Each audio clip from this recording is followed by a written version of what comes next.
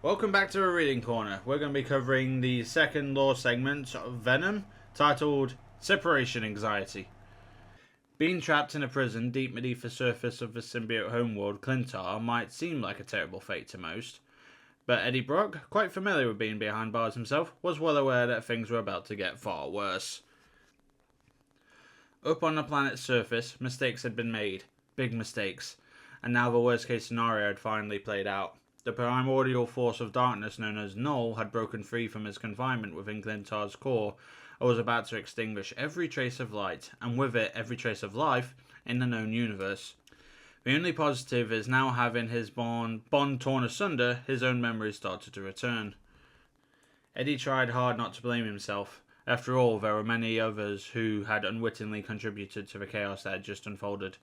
But not a single hero who had come to Clintar to fight against Null knew the King Black better than Eddie did.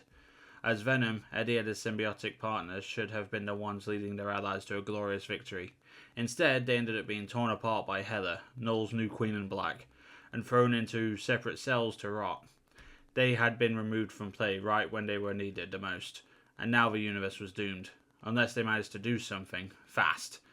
Not long after Eddie had awoken in his cell, a few unfamiliar symbiotes had oozed their way between its bars. At first, Eddie thought they had been sent by Null to devour him, but he soon realized that they were running from something. Eddie wondered what could possibly have inspired such fear in some of the most terrifying creatures in the galaxy. But as the heat beneath the surface of Clintar began to climb, Eddie started to suspect what might have caused such panic. Earlier, when he was still half of Venom, he had watched as the Phoenix Force, a powerful cosmic entity that had attempted to protect itself by taking the form of an egg, was broken into fragments. The intense heat released when that egg shattered ended up searing a hole through Clintar's surface, providing Null the means to escape. Venom never saw what happened to the shards of the Phoenix head after it fractured. He was too busy being choked out by Hela at that moment.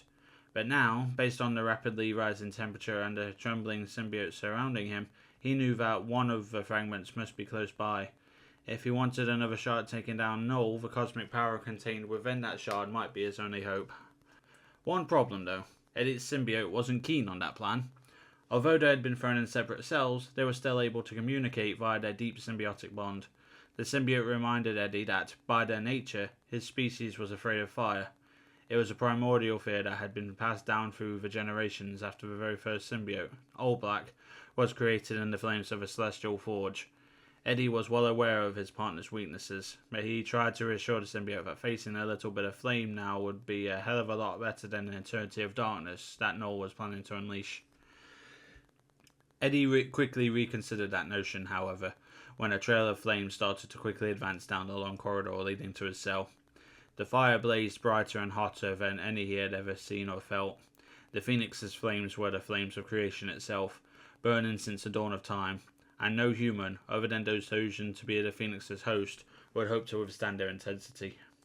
Eddie didn't want to be burned alive, so he grabbed a hold of the bars of his cell, tugging on them with all his might in hopes of bending or breaking them. Since the entire planet was made from living symbiotic plasma, Eddie shouldn't have been surprised when the bars suddenly grew sharp fangs that pierced through his hands like giant thorns.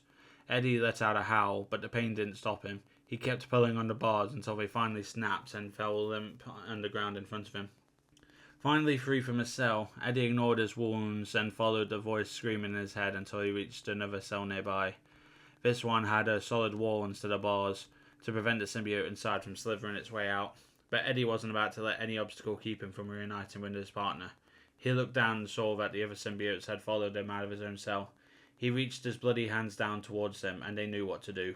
Wrapping themselves around his fists like gloves, the symbiotes shielded Eddie's hands from further damage as he repeatedly pummeled at the door to his partner's cell. Finally, he managed to break through. The other symbiotes were well aware of who their imprisoned sibling was, so they dared not try to forge their own bonds with Eddie. Instead, they simply dropped from his hands and made way for Eddie's own symbiote to reclaim its proper place in their union. As the symbiote eagerly launched itself out of its cell and onto its human host, Eddie couldn't help but smile. They were whole again. Together they were Venom. But as much as Eddie wanted to revel in the moment, there was work to be done, and time was running out. The tunnels beneath Clintar weren't just filling with flame, they were also trembling violently. It was clear that the entire planet was on the verge of annihilation due to their war with Null taking place on the surface. Eddie tried to convince his partner that they needed to acquire greater power if they wanted to stop Null, and that fragment of the Phoenix Edge was by far their best option. The symbiote protested, but Eddie refused to give up, eventually convincing his other half to reluctantly give his plan a try. Both of them knew that this could very well be their final mission, but they had no other choice. They took a deep breath and then raced at full speed down the corridor towards the source of the flames. They tried to ignore the searing pain as they raced through the scorching columns of fire, but it wasn't long before they were overwhelmed by its cosmic fury. They knew they couldn't handle much more, but if they were going to perish, at least it would be together. As Venom collapsed to their knees, the wire surrounding them suddenly parted. There, directly in front of their dark form, appeared a gorgeous woman with hair as red as the sun at sunset. At first, Eddie thought it must be hallucinating, but as soon as the woman spoke, her powerful voice echoing in his mind, he realized that she was a manifestation of the Phoenix Force itself in human form. The Phoenix told Venom that they had nothing to fear. She said that she was a force of creation, and as such, she loved all forms of life, even those born of the darkness. Furthermore, she had always been drawn to strong emotions in mortals, and in all her eons of existence, she had never felt a bond quite as strong as the one shared between Eddie and his symbiote. There echoed the strength of her bond with Green Grey, this time communicating with the symbiote, and how over many years both of their connections with their chosen allies evolved beyond host to kingship. The Phoenix, despite a cosmic force with much greater concerns, admitted that she would never forgive herself if she let something so beautiful and pure be consumed by her own flames. She vowed that, as long as her fire still burned, they would be under her protection. Venom smiled as the Phoenix faded from view. Eddie had promised to keep his symbiote safe from harm, but he wasn't sure that his partner truly believed him. Now he had all the proof he needed. As they rose to their feet again, Venom no longer felt any pain or fear. They just felt united determination to face the being from before the dawn of the universe in battle and in his dark reign once and for all. And now they had the means to do it. There, right in front of him, where the ethereal red-haired woman had just stood moments ago, was the fragment of the Phoenix egg. As Venom reached their hand out towards the shard, Eddie mentally paused and checked with the symbiote one last time to make sure that he was ready to do what had to be done. The symbiote told Eddie that as long as they were together, he was ready for anything the universe could throw at them. But in truth, neither Eddie nor his partner were properly prepared for what came next. The moment Venom grabbed a hold of the Phoenix fragment, their entire body was engulfed in cosmic flame.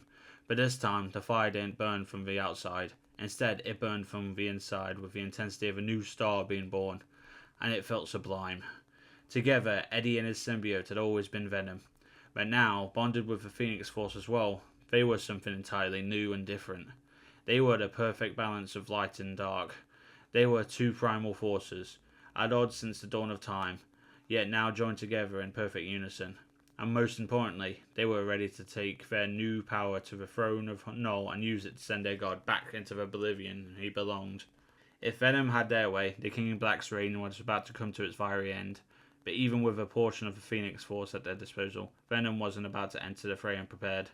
He remembered all too well what had happened when they tried to take on Hela barehanded.